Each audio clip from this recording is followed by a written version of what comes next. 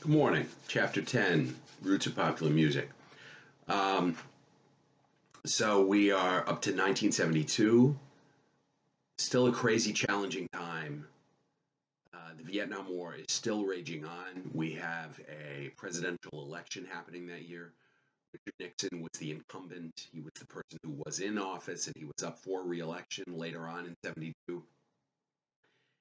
In the world of popular music and pop culture, one of the biggest things that was happening in 72 was that Motown, our friends in Detroit, had decided to take their operations and move west, Los Angeles. And the world of popular music, rhythm and blues music, music by African American artists, sort of opened up who was going to generate that music and who would become popular as a result of it. So for the past 10 years at this point, it had really been focused a lot on the music coming out of Detroit. But in the early 70s, in part because of Detroit's move west, or Detroit move, yeah, hi, we're a city and now we're out. No, no, no. Motown's move west. In part because of Motown's move west, the music coming out of two other cities, Memphis and Philly. Philadelphia put out so much great soul music in the early 70s. It was widely referred to as the Philly sound. It was a specific orchestral strings background popularized by bands like the OJs and the Stylistics.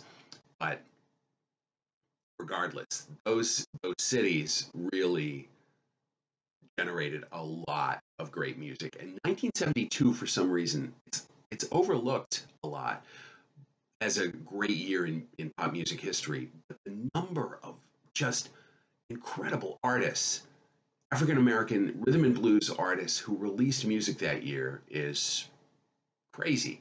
And I actually had to narrow down the list of who to include because you know how I get.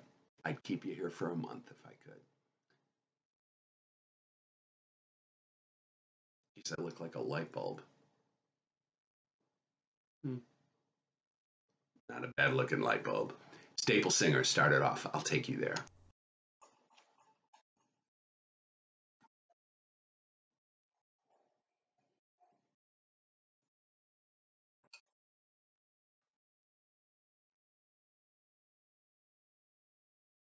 Great song. Great song. Staple Singers. Mavis Staples. Amazing singer. Um, okay. Al Green. All right. Here's the story. I know how you guys, Jerry Lee Lewis and his cousin. All right. Al Green was one of the most popular male artists of the early 1970s. He was absolutely on top of his game, more even than the number of records he was selling and the number of the rankings on the charts. Al Green was in a very select category of one of the greatest soul singers of all time. I mean, we're talking Stevie Wonder, territory, Marvin Gaye, Otis Redding, Sam Cooke, that level. Al Green's amazing. And in the early 70s, like I say, he was one of the biggest artists in the world. And as happened, as we found out with Sam Cooke, sometimes involvement with the pleasures of the flesh, as they say, can lead to difficult waters. Such happened with Al Green. It's unclear exactly why, but a woman that he had known came to his place, his house. Now, whether she came, obviously she was there before, but whether they had been together that night or not is unclear. But he was in the bathroom, in the shower, the bathtub, and this woman named Mary Woodson boiled a pot of grits. And grits, if you're unfamiliar, for our northern friends, grits are somewhere between mashed potatoes and cream of wheat. They're um, starch that are predominantly eaten down south. They're good. little butter, some cheese, a little bacon, take a nap, shaboom. Um, so it's a cereal, it's a starch, but anyway. So she was boiling a pot of grits, brought him in to the bathroom, and upended the pot over Al Green.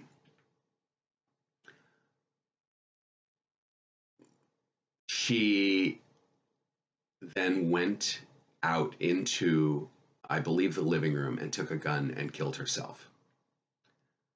So Al Green went from taking a bath as one of the biggest pop stars in the world to taking a bath. He had second and third-degree burns over much of his body. And Al Green had been trained, he'd had a background in gospel music. He was an amazing singer, amazing, he still is. But it's easy to say, it's simplistic to say that what happened that night by the attack caused him to move in a certain direction, but it certainly was a leading factor in him leaving rock music, him leaving the sort of the glamour pop scene and becoming a minister and only recording gospel music subsequent to that. And he has strayed from that treatise very rarely, where he has recorded secular popular music since then. Al Green, one of his biggest hits, an amazing song, Let's Stay Together.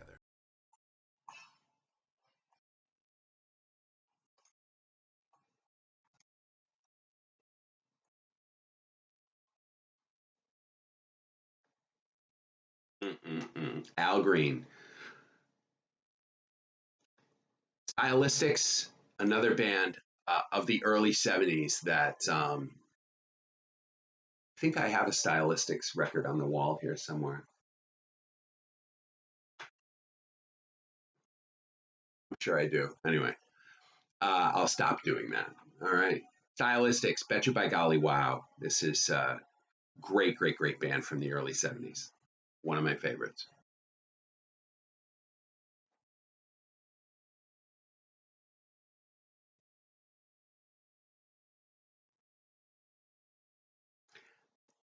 Stylistics, great falsetto lead vocal, and terrific. That song was redone by Prince, by the way. The Spinners, another band from the early 70s, just amazing. Terrific, terrific stuff. And the Spinners actually had been a Motown signing and had been hanging around Motown, and Motown had never really given them any focus. So the Spinners would go out on a lot of tours with other Motown artists, but the Spinners were always bottom of the barrel, and they got the bottom of the barrel treatment, and they never had a hit on Motown. After Motown moved west, the Spinners moved to Atlantic Records and blew up. Spinners were one of the big acts of the early 70s. Huge hit from 72, Spinners.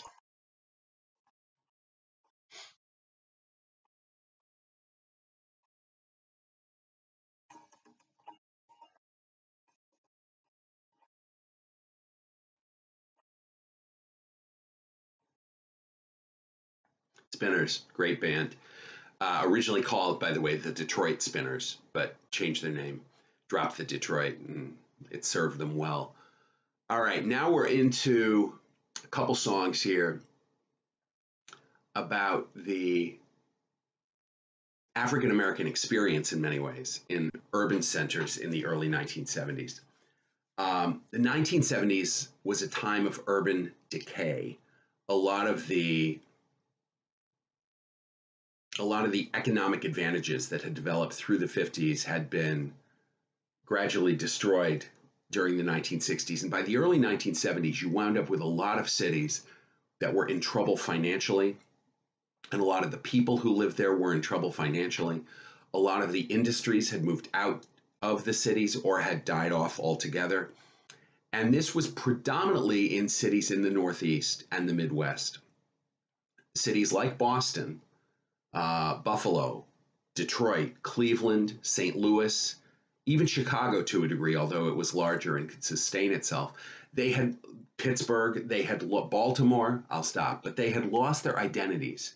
Whatever had sort of put them on the map in the 40s and 50s, in many instances, industries had died off because um, the industrial complex had changed or was changing from an industrial and manufacturing base to a service and information base. So it was those cities that were more modern that were coming up, and these older cities were going down.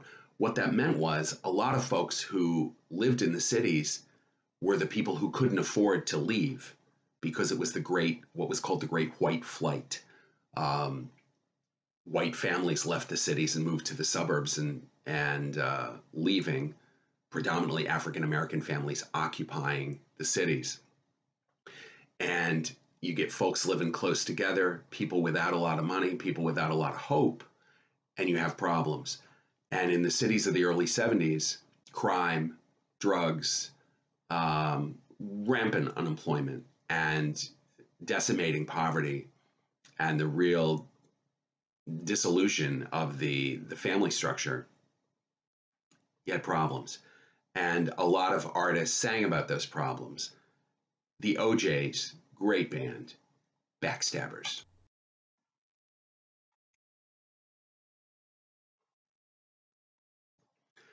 The Temptations, our friends from Motown. Papa was a Rolling Stone. It's 7 minutes long. The version on the radio was shorter, but anyway, same thing. Uh, Songs about the urban decay and the urban pure sadness of the early 70s. Here's the Temptations. Another great one, Undisputed Truth, Smiling Faces, Sometime.